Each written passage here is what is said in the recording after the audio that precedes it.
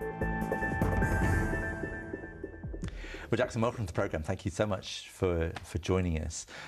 You once told Time magazine, I was born stubborn. Is that still true? Yes. Yes, it is. I am in a way, but humbled and also blessed to be doing what I'm doing. But I have this stubborn streak on me, which also comes with my being raised as a Christian man, believing nothing is impossible with God. So I should have added on with Time magazine, with God. You were brought up in a very poor part of rural Uganda. What was your early life like? I grew up in a very small village in southwestern Uganda, which is about 8.5 hours drive from the capital city. And each time you drive that drive, you are leaving everything in Kampala, going rural. By the time you get to my village, your cell phone is not working, there's no running water, there's no electricity, there's nothing ordinary that you're used to. But that environment was so conducive for me as a child. Food was there, my parents were there, my sisters and my one brother, everyone was there. We ate our food, we walked to school in the morning and walked back home. It was a lovely, lovely childhood. I miss it. What was education like? Education was public education, but paid for. So here you have two parents who have no job. They only grow their own food, you eat it, and the only way for you to go to school is for them to sell something in your household. So we paid tuition, we wore uniform, we walked more than 7.5 miles to school. We bought our pencils and pens and carry your own food. If you show up with no pencil, you don't attend school that day. But also you have to pass your exams. So on top of everything, your dad just sold a goat so you can go to school. You have to bring back a report with a passing grade on it. And so there's pressure on the children, but it's also the only way for you to be guaranteed to break the cycle of poverty and deprivation. So you are getting education so you can have a good life, but you are also getting education so you can come back and take care of your mom and dad, because you are the investment for them. Gosh, it's real pressure on a child, though, isn't it? It's very good pressure, though. It's a good pressure, but I also think because many people cannot afford, it's a privilege for you to still be going to school. Yeah. Your grandfather was a village leader and also a church leader. What sort of influence did that have on your life, having someone of that sort of stature within the village in your family? It was wonderful. I grew up a Seventh-day Adventist. I'm still a Seventh-day Adventist Christian. We prayed every morning. We prayed every evening, every day of the week. We went to church on Saturday and we went to church on Wednesday night for prayer. So we were grounded in Christian values. And we had mom and grandmother and grandfather who prayed, still pray today. My mother is a prayer warrior. So we really knew nothing can touch us. Whether it is sickness, you put it in God's hand. And that faith has really led us all through life, no matter of the circumstances and tragedies that have happened. Your mum was a very special woman. She still is today. Just tell us a bit about her, because she's quite remarkable. Oh, yes. My mom is a woman who was born and raised in a polygamous family. My grandfather had 5 women. But when he accepted Christ, he left all 4 and stayed with my mom's mom, who was their first wife.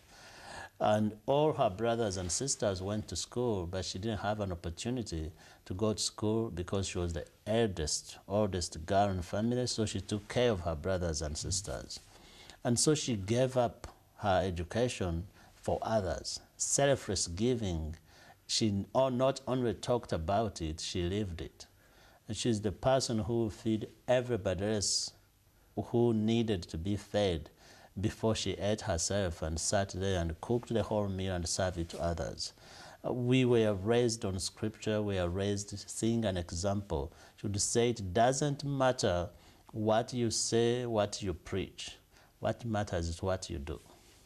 And she's been a wonderful mentor, and loving mother. But she must have done something, because you ended up in America. I mean, that just sounds, hearing what your childhood was like, where, if you don't have a 2-cent pencil, you can't go to school. Yes. And you end up going to America. How did that happen? What an amazing story. How did you get there?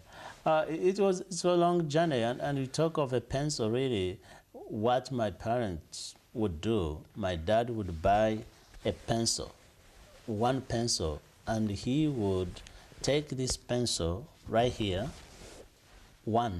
and cut it 5 times like this. Here's your pencil, here's your piece, and give you each a 1/5 of a pencil. We were 5 children. And really, when you talk about it, I did my education, go to university, go to graduate school in Columbia University because of a 1/5 of a pencil. Because we would break that pencil, and my mom would say, that is your life right there. You pray before you do your exam, and God will lead you through.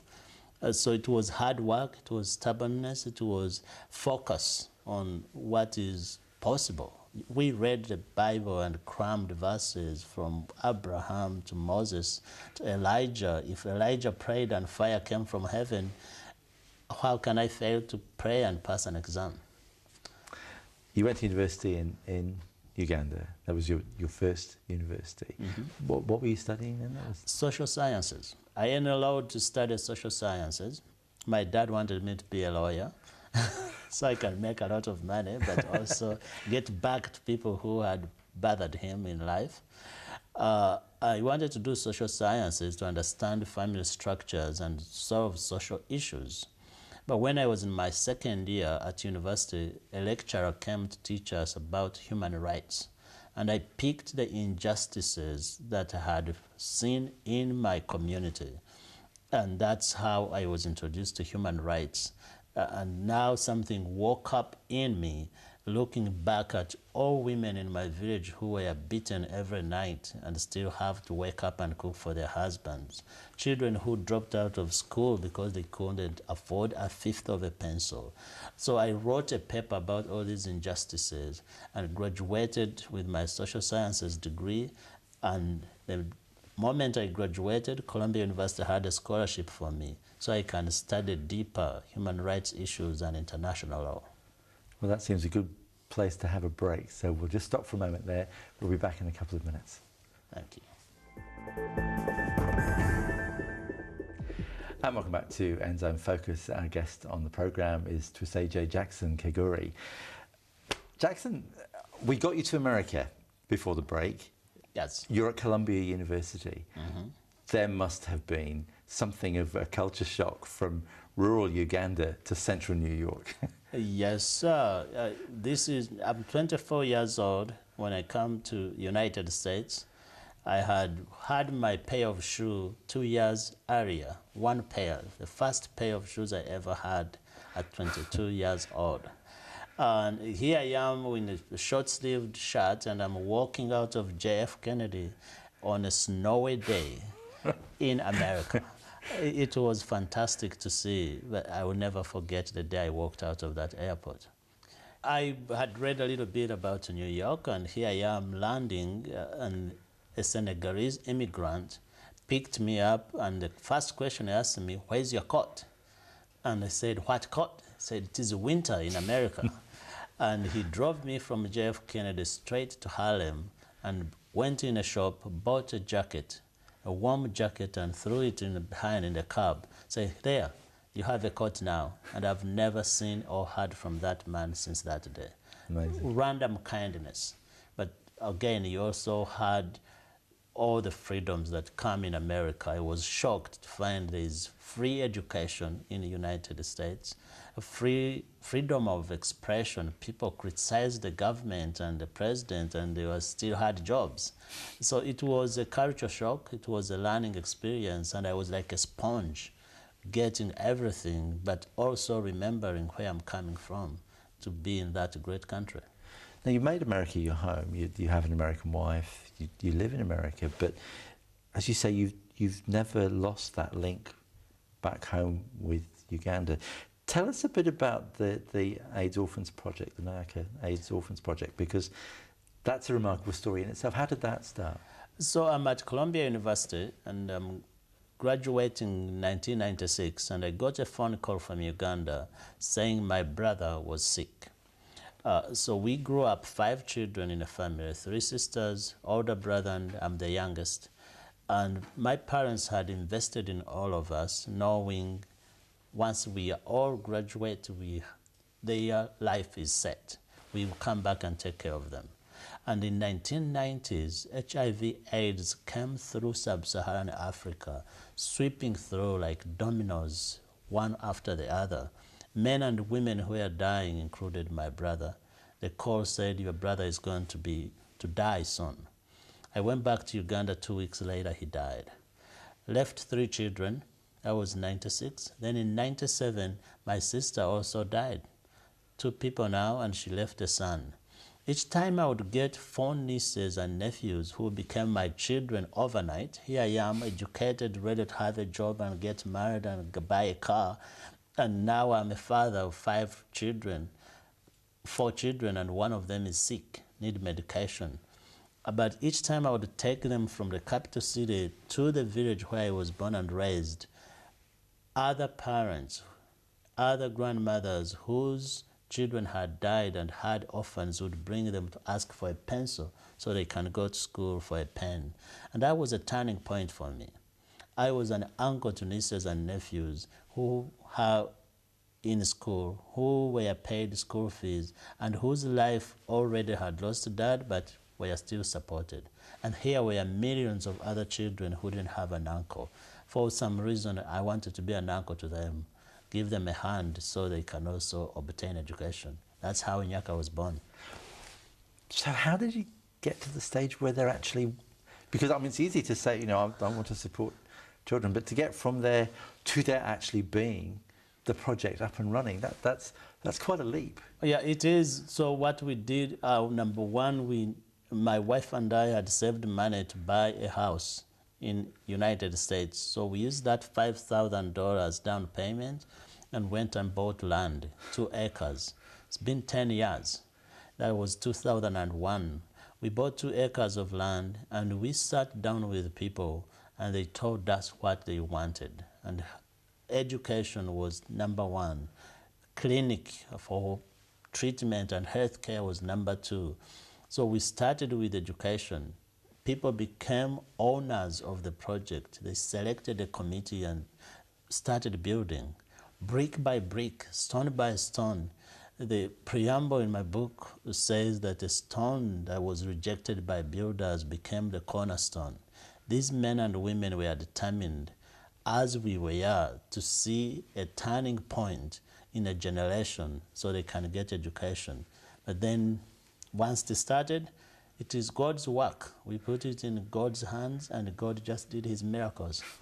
Because there are now two projects running. Now there are 2 schools, and what we've done really is go and look at the child as a whole.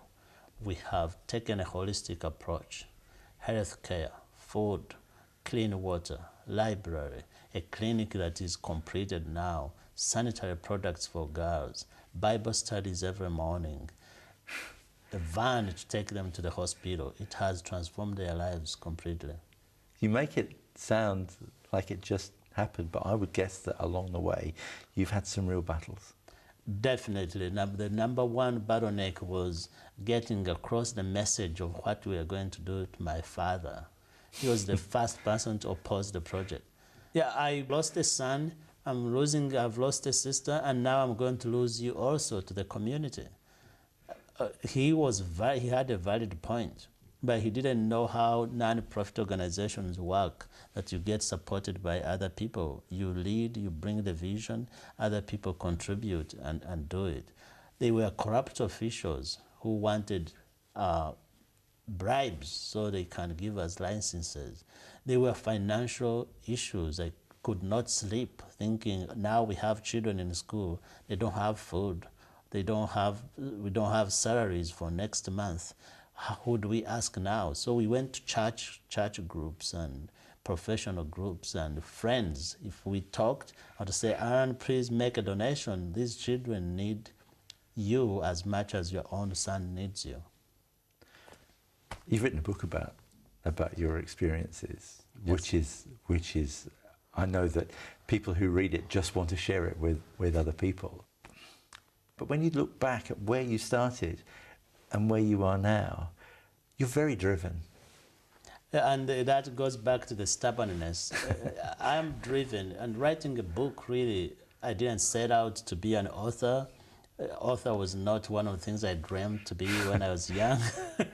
I started writing stories for the children in our schools so they would understand that Jackson didn't just drop out of heaven and started helping in this village. I wanted them to know I was a stubborn kid. I wanted them to know I made mistakes. I wanted them to know I fell out of a tree and nearly died, and what saved me was my grandmother's prayers every night for 6 months coming to a hospital. A woman who never read and didn't know how to read would sit with her husband and memorize a verse in the book of Psalms. For 6 months she recited these verses that kept me alive. So I wanted them to know and feel that. But also when they read something about a person they know and places they see, then they can pick up other books later and read more. But when Penguin Publishers in New York heard about what I had written for children through the other media outlets, said, oh, maybe we should put it together as a book. I was not opposed to that. So I accepted and said, publish the book. It would be inspiration for our children, but now it has become an inspiration to many people, including Plunkett volunteers and staff who invited me to New Zealand. Well, it's been an absolute privilege to meet you. Thank you so much for coming. It's been great. Thank you. Thank you. Thank you for having me.